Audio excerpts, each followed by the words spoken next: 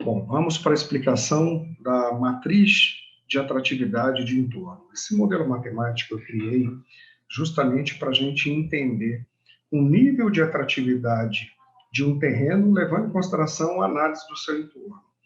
Basicamente, eu trabalhei 4 grandes temas, 4 macro temas, e eu organizei entre mobilidade urbana, segurança, valor agregado e infraestrutura. O objetivo dessa ferramenta é minimizar o esforço de aprofundar estudos somente naquelas áreas que respeitarem os critérios de atratividade de cada empresa.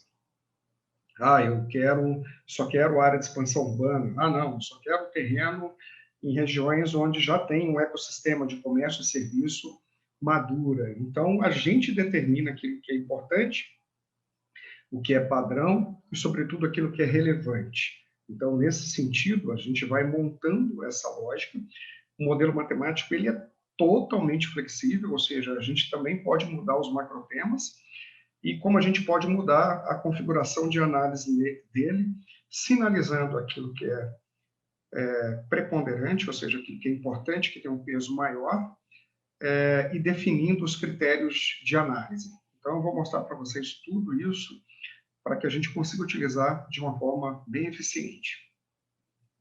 É muito comum na vida dos empreendedores o recebimento de várias áreas. E, normalmente, todas elas, quando chegam, trazidas pelos corretores ou por qualquer player do mercado imobiliário, normalmente essas áreas são as melhores possíveis, não tem defeito, são ótimas áreas, dá para empreender e tudo mais. Então, para que a gente consiga entender quais dessas áreas a gente vai gastar energia, vai gastar recursos para aprofundar estudos e entender o que de fato deve e pode ser feito na região, a gente precisa ter um filtro para a gente poder somente empenhar esses recursos naquilo que for bem atrativo. Hoje a gente sabe que todas as empresas detêm recursos escassos, então a gente precisa realmente organizar os filtros de primeira linha para somente empreender energia naquilo que é efetivamente interessante. E aí a gente pode ter uma série de análises, e a gente vai usar essa planilha para cada análise. E depois a gente pode pegar o resultado da medição da atratividade do entorno e criar um portfólio de análise, classificando aquele do maior para o menor, onde a gente deve focar a energia. Então vamos começar aqui. Primeiro, mobilidade urbana. Eu clico aqui na parte de métricas. Observe que automaticamente a gente tem essa estrutura de retaguarda, onde eu vou definir quais são os pontos de análise que eu considero importantes ligados à mobilidade urbana, por exemplo. Tudo que está aqui no amarelinho, ou seja, nas métricas medianas, eu vou trabalhar aquilo que eu espero que tenha. Vou dar um exemplo. Trânsito na região no raio de 2 km. Eu quero que, no máximo, o trânsito seja um trânsito mediano. Eu já não quero, mas aceito que seja um trânsito alto, que é o que a gente considera como ameaça, e eu não quero de maneira alguma que seja um trânsito muito alto, que aqui está em ameaça. Porém, eu adoraria, ou seja, eu já considero como uma oportunidade alta, se o trânsito for baixo, e muito mais se ele for muito baixo. Então, a gente define aquilo que é ameaça alta, mas eu aceito, aquilo que é ameaça e eu não quero nem a pau, aquilo ali para mim vai pesar muito. Eu defino aquilo que é o mediano, ou seja, o padrão. Eu já posso até ter uma métrica que, na minha percepção, seja uma métrica boa. Tá? Eu estou colocando como exemplo, aqui a gente vai ficar muito flexível. Depois eu vou buscar entender se ela respeita os critérios daquilo que eu considero como uma oportunidade alta, muito alta. E o bacana é que aqui do lado a gente vai classificando o peso.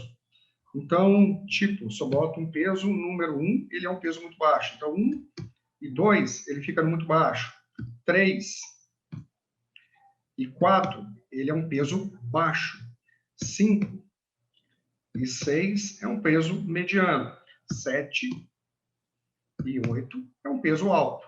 E 9 e 10 é um peso muito alto. Essa informação, para mim, ela é crucial. Então, a gente tem condições de, além de definir as métricas que serão analisadas em cada temática, eu tenho como definir quando ela será boa e quando ela será ruim, e isso pode ser apenas um sim ou não. Um exemplo, existência de transporte público próximo ao empreendimento. Ou tem ou não tem mediano.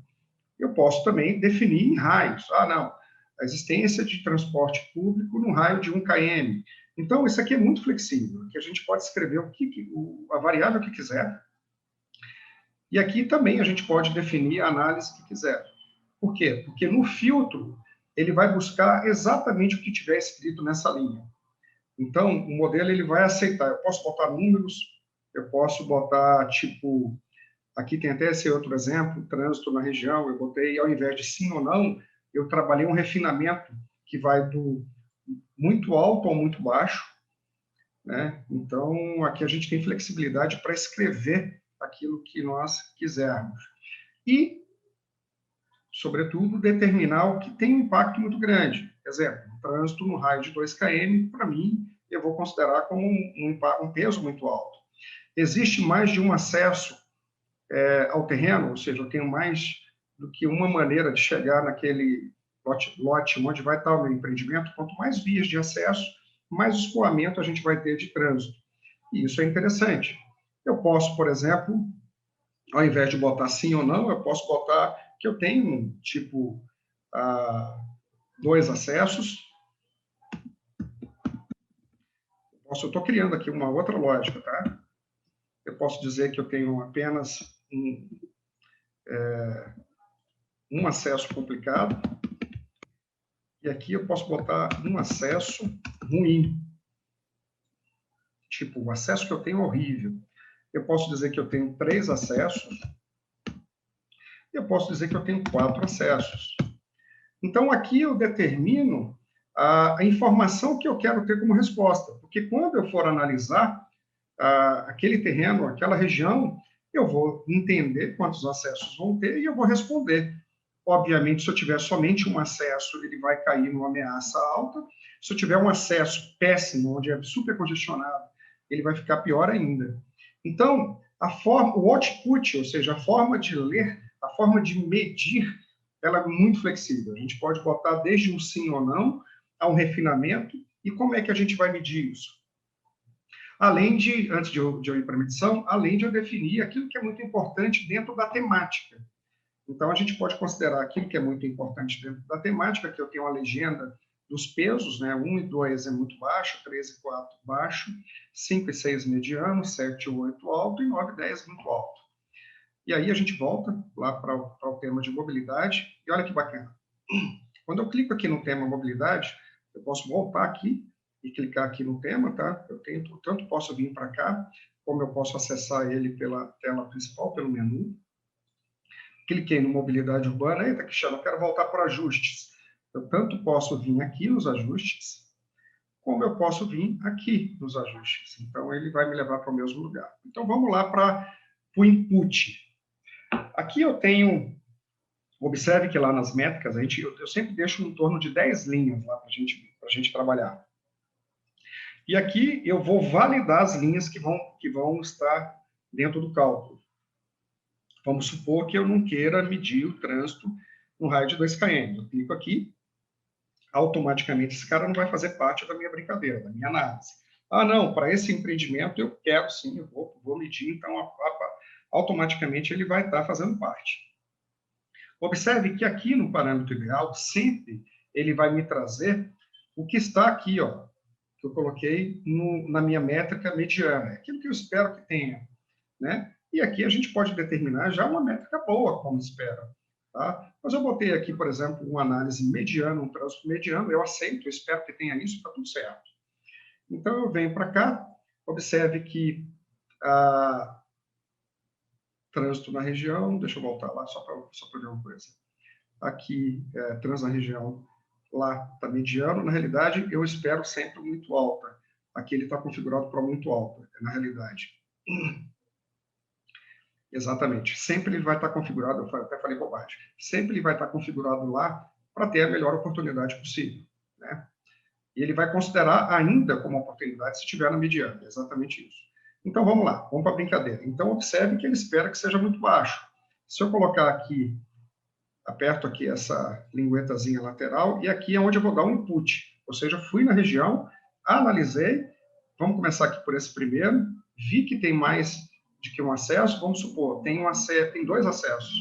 Automaticamente ele me dá o amarelinho mediano, o que eu esperava era 4, mas o 2 eu aceito, ele me dá como uma oportunidade não muito alta, mas ele me dá. Ah, não, Cristiano, observe que aqui, gente, ele aparece exatamente o que eu escrevi. É o que dá o dinamismo no modelo, nesse modelo. Então, eu posso colocar lá números, eu posso colocar números com letras, eu posso colocar palavras, eu posso colocar um conjunto de 2, 3 palavras, o que eu quiser. E ele sempre vai aparecer o que eu escrevi lá. Então, vamos supor que o acesso seja muito ruim. Automaticamente, ele já classifica como uma ameaça grande e já me dá um resultado negativo. Então, sempre a gente vai vir aqui e vai dizer, pronto, vamos supor que eu tenha 4 acessos, puxa, automaticamente ele já me considerou como uma oportunidade fantástica.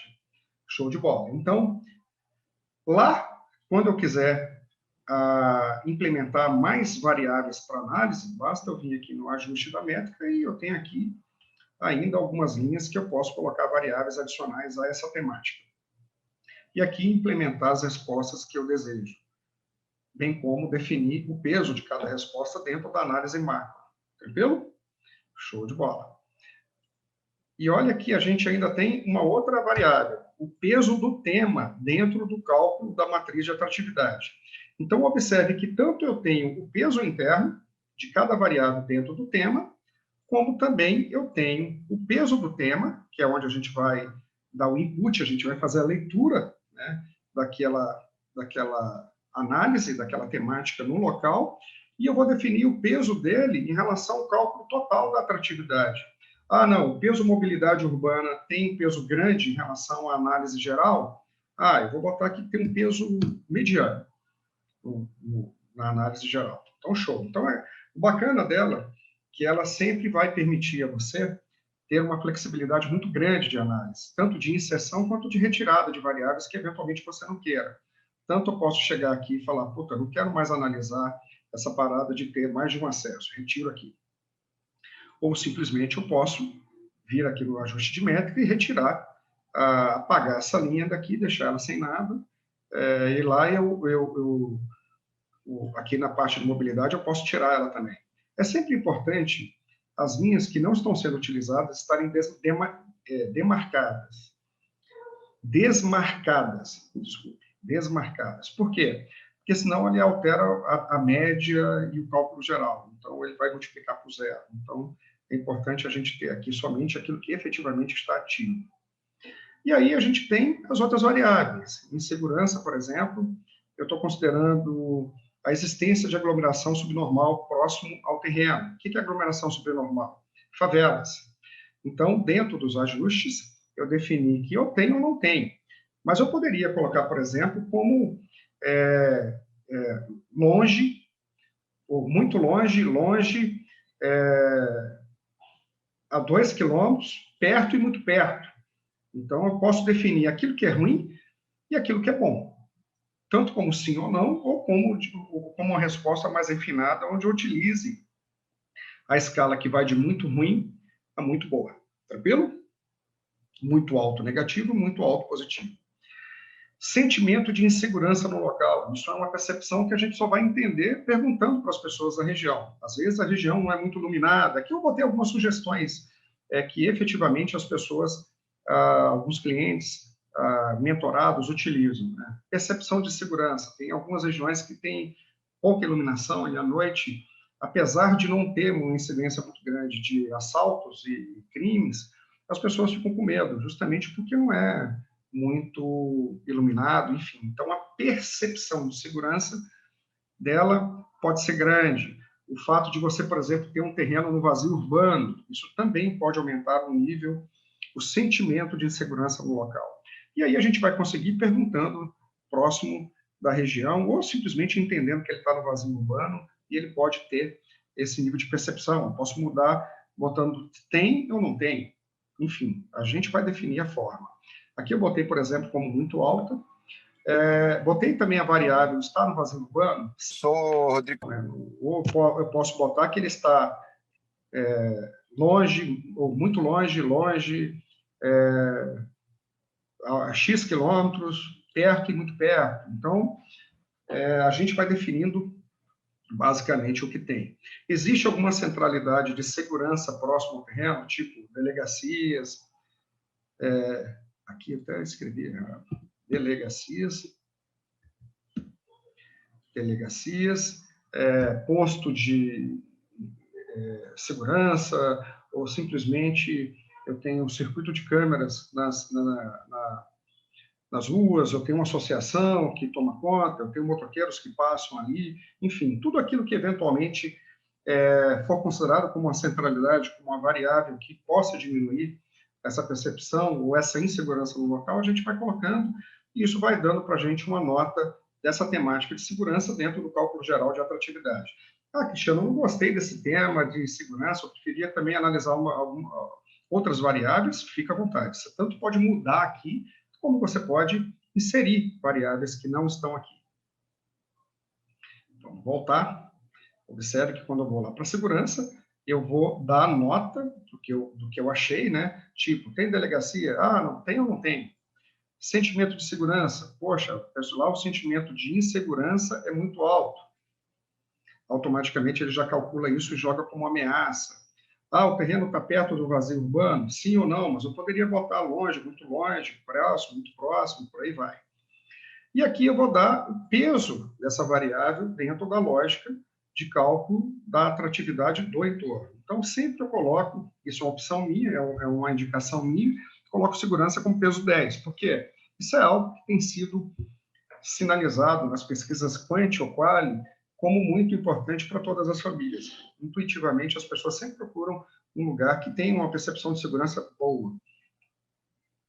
Mas se você quiser mudar, fique à vontade. Observe que a partir da nossa pontuação, ele dá um gráfico para a gente que vai de 0 a menos 10, e ele vai dizendo aqui quão interessante está. Vamos supor, vou botar aqui muito baixo, automaticamente ele já calcula de 0 a 10, ou seja, ele já está calculando o nível de atratividade. Ele já vai mudando a cor do gráfico, dizendo se é bom, se é muito bom, se é mediano. Deixa eu botar aqui mediano. Você vê que ele já sai de muito bom para um gráfico bom. Né? Pela cor, a gente vai entendendo a matriz de cores. Deixa eu botar aqui para vocês entenderem.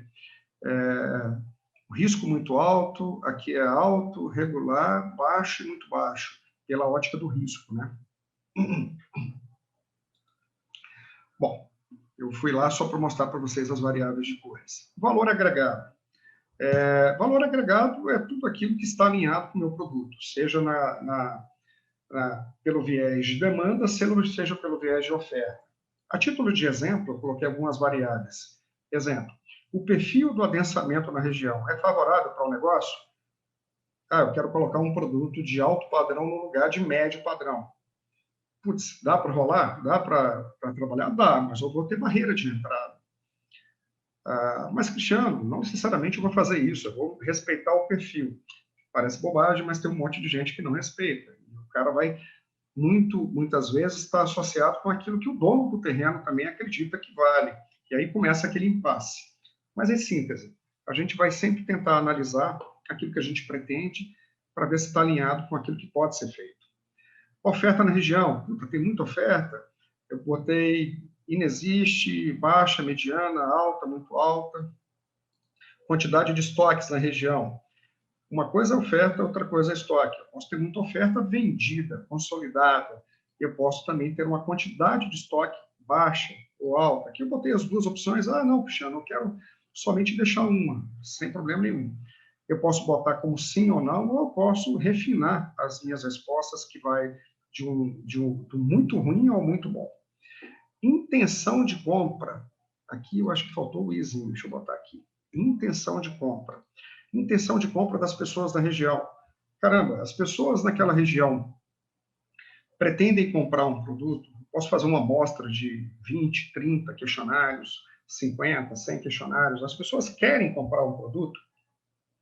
Quando eu começo a analisar isso correlacionado com a quantidade de oferta e o estoque, a gente começa a entender se tem ou não bolsões de demanda reprimida. Ah, Cristiano, eu não perguntei, eu não tenho essa informação. Mas simplesmente, se a gente consegue entender, se a gente tem um perfil favorável e um baixo número de estoque, pode ser que isso seja interessante. E isso vai aumentar o valor agregado da oportunidade daquele terreno, aquilo que pode ser feito. Ah, pessoas com capacidade e perfil de compra para o produto que eu quero colocar.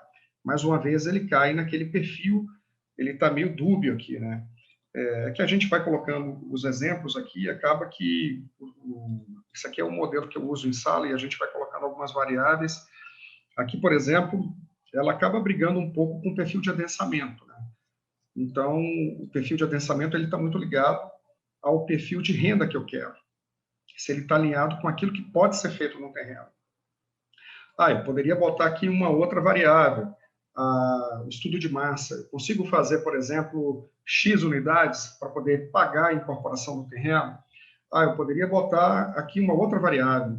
O dono do terreno aceita a permuta. Sim, não, ou então ele poderia botar um híbrido, ele aceita a permuta. Híbrido não aceita, tipo, ou aceita mais dinheiro do que unidades, somente dinheiro. Estou botando aqui esporadicamente. Ah, não, o cara só quer dinheiro. Não, ele quer mais dinheiro do que unidades. Não, ele quer meio a meio, tipo um híbrido. Não, ele aceita tipo, menos dinheiro. Posso botar money e mais unidades, que seria o ideal, ou totalmente 100% permuta física. Observe que aqui não tem nenhum padrão de texto, né? A gente vai podendo trabalhar aqui, vou botar aqui incorporação do terreno. Do terreno. Pronto, coloquei aqui, vou lá para o valor agregado. Observe que ele já vem para cá, eu vou ativar, clico aqui, a partir de agora ele faz parte da minha brincadeira, e eu vou dar a votação. Puta, o ideal seria que ele aceitasse 100%, mas não, o cara aceita um híbrido. Então, automaticamente, ele já calcula a oportunidade, ele já me dá o peso e ele já trabalha com a régua de atratividade. Vamos supor que esse cara não aceite, ele só quer money, só dinheiro. Automaticamente, a atratividade de toda a temática cai. E ela está muito alinhada com o peso que eu dei para ele. Observe que lá está um peso 5. Eu posso mudar isso. Eu posso dizer que não. Esse cara aqui tem um peso 10.